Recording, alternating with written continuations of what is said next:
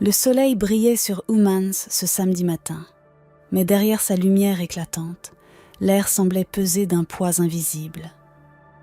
L'église, décorée de fleurs fraîches, resplendissait. Les chaises impeccablement alignées attendaient la foule, et le chœur répétait doucement, comme si chaque note cherchait à couvrir une inquiétude que personne n'osait nommer. Dehors, les grilles croulaient déjà sous la pression des curieux. Ce mariage n'était pas un mariage ordinaire. Tout le monde voulait voir Shaker, le fils unique du chef Obobi, riche héritier adoré, unir sa vie à une jeune femme dont la beauté fascinait toute la région. Depuis la fenêtre de son bureau, le pasteur Ayula observait en silence. Sa Bible reposait dans ses mains, mais ses yeux restaient fixés sur l'allée centrale. En 25 années de ministère, il avait vu des unions bénies, des mariages fragiles et des cérémonies qui n'avaient pas survécu à la première semaine. Mais ce matin-là, une oppression inexplicable lui serrait la poitrine. Un coup discret frappa à la porte. Le chef de la sécurité entra, le visage inquiet. Le pasteur esquissa un sourire rapide, mais son regard trahissait son malaise. « Tout va bien », répondit-il. Mais au fond de lui, il savait qu'il n'avait jamais été aussi troublé. L'orgue s'éleva enfin. Les invités se levèrent d'un seul mouvement, impatients. Les portails s'ouvrirent, laissant entrer la voiture de la mariée. Les cris de joie éclatèrent. Les téléphones se levèrent comme une forêt de bras tendus. Les demoiselles d'honneur s'avancèrent, tenant le voile long et léger. Puis, lentement, la mariée fit son entrée. Addis portait une robe blanche taillée comme une seconde peau. Son visage semblait peint avec une précision presque irréelle. Lèvres rouges, yeux brillants, sourcils parfaitement dessinés. Elle avançait avec grâce, chaque pas calculé. Mais au lieu d'un sourire radieux, ses lèvres formaient un rictus figé. Un frisson parcourut l'église. L'air changea, une fraîcheur étrange s'installa, assez subtile pour que beaucoup n'y prêtent pas attention, mais assez glaciale pour nouer l'estomac du pasteur. Il fixait ses lèvres. Elle bougeait doucement, presque imperceptiblement. Pas de prière, pas de chant. Un murmure inaudible, mais qu'il ressentait dans son âme. Ses yeux remontèrent vers les siens. Et là, le temps s'arrêta. Elle ne clignait pas. Ses pupilles s'accrochèrent aux siennes comme deux lames plantées dans son esprit. Une voix résonna en lui sans qu'elle ait ouvert la bouche. « Si tu bénis cette union, le sang sera sur tes mains. » Le pasteur recula d'un pas, la sueur froide coulant dans son dos. Était-ce son imagination? Ou bien l'esprit venait-il de lui parler? La marche nuptiale arrivait à son terme. Shaker, le fiancé, rayonnait, hypnotisé par la femme qu'il croyait aimer. Ses amis riaient, fiers de lui. La mariée se plaça à ses côtés et l'orgue cessa. L'église entière retint son souffle. Le pasteur ouvrit sa Bible, mais ses lèvres refusèrent de prononcer un seul mot. Lentement, il referma le livre, leva les yeux et dit d'une voix calme : « Avant de commencer, je dois parler aux mariés. » Seul un murmure parcourut l'assemblée. Des regards surpris s'échangèrent. Quelques téléphones s'allumèrent déjà pour filmer. Shaker fronça les sourcils, mais obéit. Addis hésita, ses yeux se rétrécissant une fraction de seconde, puis elle finit par suivre. On les conduisit dans la petite salle de conseil derrière l'autel. Le pasteur referma la porte derrière eux. L'air y était encore plus lourd, comme si les murs eux-mêmes retenaient leur souffle. Ses yeux ne quittaient pas Addis. « Ma fille, avant d'aller plus loin, je vais te poser une question simple. Est-ce qu'il y a quelque chose que tu veux confesser? Quelque chose que tu caches et qui doit être dit avant que ce mariage se fasse ?» Le visage d'Addis resta impassible.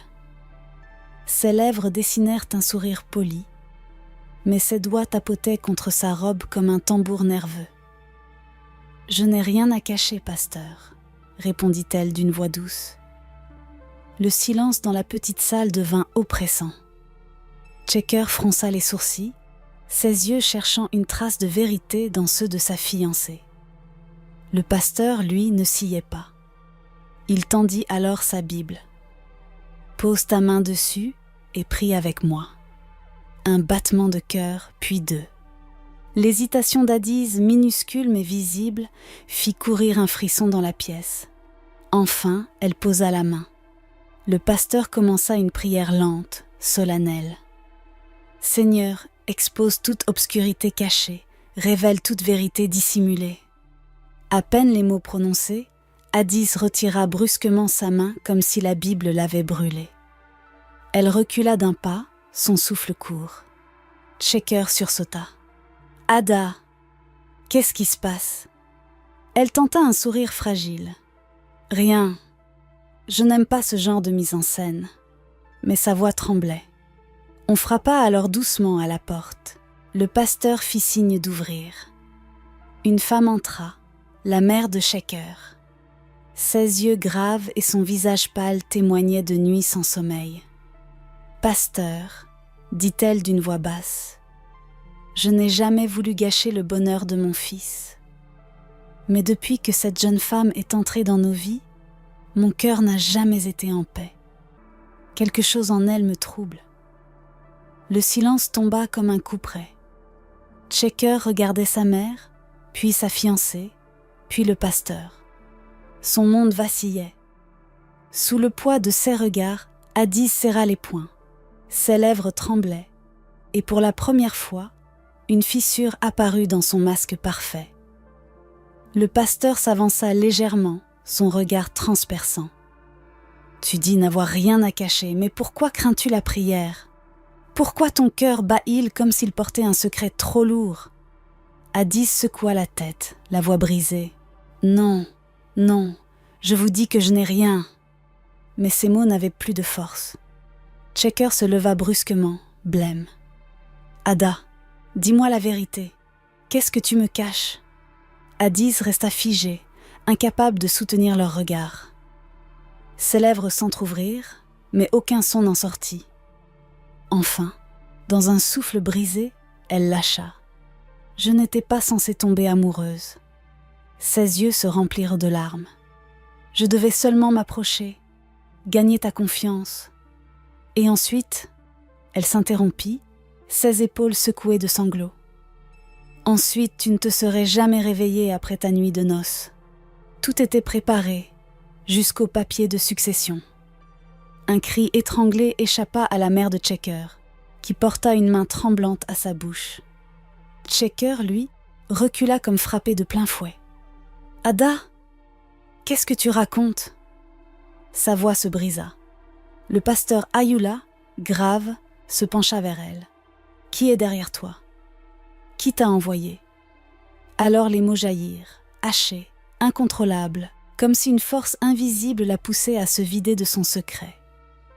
Elle parla d'un réseau de femmes dressées comme des armes, d'un culte secret dirigé par une certaine Madame Kimi, d'hommes riches choisis comme proie.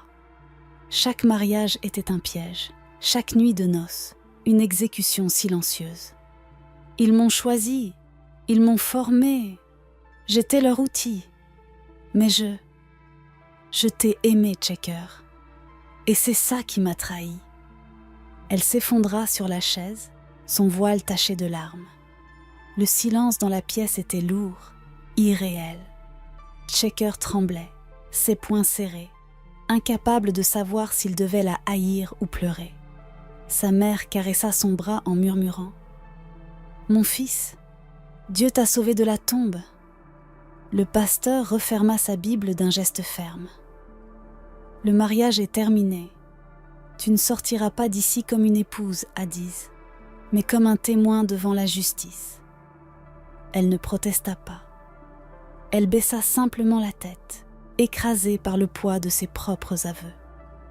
Quelques heures plus tard, l'église bruissait encore de rumeurs. Les invités ne savaient rien de ce qui s'était dit derrière la porte close, mais ils comprirent vite. La cérémonie était annulée. le pasteur Ayula monta à l'autel, sa voix résonnant ferme et claire.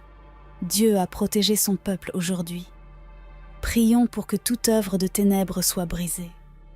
Certains pleuraient, d'autres chuchotaient, mais tous sentaient qu'un mal invisible venait d'être stoppé à la dernière minute. Pendant ce temps, dans une pièce attenante, le pasteur examinait un sac trouvé dans la loge de la mariée. À l'intérieur, des documents glaçants, papier de transfert de biens déjà signés, un téléphone clandestin et surtout une lettre écrite d'une main assurée. Si vous lisez ceci, c'est que mon mari est décédé trop tôt. Merci de coopérer pour le transfert de son héritage. Checker chancela en découvrant ces mots. Elle avait tout prévu, jusqu'à mes funérailles. Sa voix s'étrangla. La nuit suivante, guidé par l'adresse donnée par un témoin, le pasteur et quelques hommes de confiance se rendirent discrètement à la maison où Addis disait vivre avec une tante. La bâtisse paraissait banale, mais à l'intérieur, l'air empestait le soufre et la cendre. Dans une chambre, des symboles à la craie rouge recouvraient les murs. Un autel rudimentaire, couvert de foulards noirs et de pots de terre, occupait le centre. Sous un lit, un carton renfermait des lettres identiques adressées à d'autres victimes. Le pasteur sentit un frisson le parcourir. Ce mariage n'était pas une anomalie, c'était une mécanique bien huilée. En feuilletant les papiers, il tomba sur une mention inquiétante. Le site de la montagne. Ses yeux s'assombrirent. C'est là qu'ils emmènent leurs vraies offrandes, murmura-t-il. Quelques jours plus tard, accompagné d'un policier et d'un petit groupe de fidèles, il marcha dans les collines isolées. La nuit était lourde, sans étoiles. Après une longue montée, ils débouchèrent sur une clairière cachée. Au centre, un grand rocher plat, noirci par le feu. Autour, 12 chaises noires et une statue drapée de rouge. L'air vibrait d'une présence malsaine. Le pasteur s'avança, une lampe dans une main, sa Bible dans l'autre. Il versa de l'huile sur la pierre et déclara d'une voix qui fendit l'air. « Au nom de Jésus, cet autel est brisé. Chaque chaîne de sang est rompue. » Le vent se leva d'un coup. La statue trembla. Des hurlements invisibles résonnèrent dans la forêt. Une bourrasque faillit les renverser. Mais ils tinrent bon, priant d'une seule voix. La pierre se fissura. Le drap rouge prit feu comme s'il s'embrasait tout seul, et le silence revint soudain, brutal, pesant. Le pasteur, haletant, déclara « C'est fini. Ici, leur pouvoir est brisé, mais ils se trompaient. » Le lendemain, un appel de la police le glaça. Addis, enfermée en cellule, avait été retrouvée morte. Ses lèvres noircies, ses yeux ouverts d'effroi. Sur le mur, une phrase tracée en sang. Elle a trop parlé. À Umans, l'église devint plus silencieuse que jamais. Les fleurs du mariage encore fraîches embaumaient l'air, mais désormais, elles portaient l'odeur du secret et de la peur. Le pasteur comprit que l'ennemi n'était pas seulement dehors. Il avait déjà franchi les portes du sanctuaire. Les jours suivants, le pasteur Ayula se mura dans le jeûne et la prière. L'image d'Addis morte dans sa cellule ne quittait pas son esprit. Si elle avait succombé malgré la confession, c'est qu'une main plus proche, plus perfide, avait agi. Un matin, en entrant dans l'église, il surprit une conversation chuchotée derrière la sacristie. Vivien, responsable du département des femmes, parlait au téléphone. Ses mots étaient rapides, nerveux. « Oui, le plan a échoué. Mais nous trouverons un autre héritier. Ne vous inquiétez pas, je suis toujours à l'intérieur. » Quand elle leva les yeux, le pasteur était déjà là, debout, immobile, ses bras croisés. Son visage était calme, mais ses yeux brûlaient d'un feu silencieux. « Vivien, dit-il d'une voix basse, depuis combien de temps l'ennemi siège-t-il à nos côtés ?» Elle resta figée, incapable de parler. Ses mains tremblaient encore autour du téléphone qu'elle tenta de cacher derrière son dos. Mais 2 diacres étaient déjà là, l'encerclant. Elle comprit qu'il n'y avait plus d'échappatoire. Face à l'assemblée réunie, Vivien fut contrainte d'avouer. Sa voix brisée raconta les promesses de richesse, l'initiation secrète, les instructions transmises par Madame Kimi. Elle n'était pas seule. D'autres espions, disséminés dans des églises voisines, servaient le même réseau. Le choc fut immense.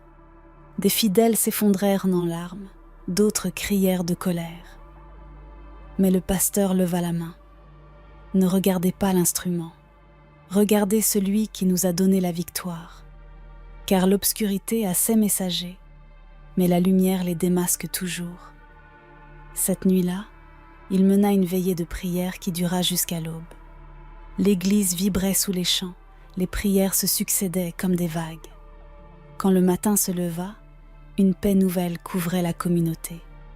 La police, guidée par les aveux de Vivien, remonta jusqu'à l'un des derniers repères du culte. Dans une maison abandonnée en périphérie, ils découvrirent des registres de victimes, des vêtements tachés de sang et les noms d'hommes riches déjà ciblés. Le scandale fit trembler toute la ville d'Umans. Le dimanche suivant, l'église était pleine à craquer. Checker, debout au premier rang, avait les traits fatigués, mais son regard brillait. Le pasteur monta en chair. Sa voix résonna, ferme et douce à la fois.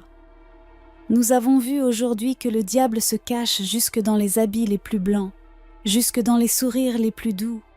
Mais nous avons aussi vu que celui qui s'accroche à la lumière n'a rien à craindre, parce que la vérité finit toujours par triompher. Un tonnerre d'applaudissements et de chants éclata. Des larmes coulaient, mais elles n'étaient plus de peur. C'étaient des larmes de délivrance. Checker, en silence, leva les yeux vers le plafond, son cœur reconnaissant d'avoir échappé à une mort programmée. Et dans ce tumulte de prières et de chants, chacun sut que ce mariage brisé n'était pas une fin, mais un commencement.